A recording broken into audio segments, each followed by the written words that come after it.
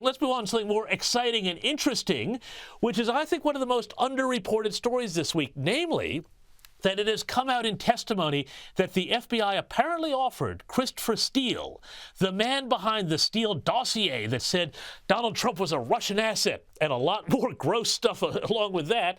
They offered him $1 million to prove it was true. Is this more evidence that the FBI was engaged in a get Trump operation at taxpayer expense?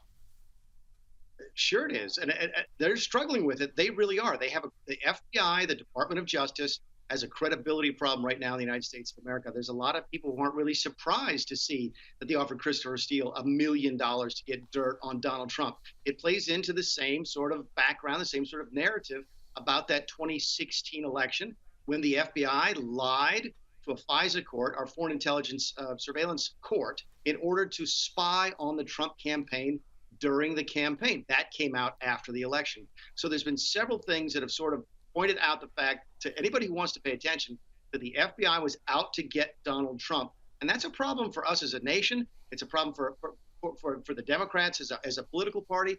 Whenever you politicize part of the government against an individual, against somebody who disagrees with you politically, it's going to create problems.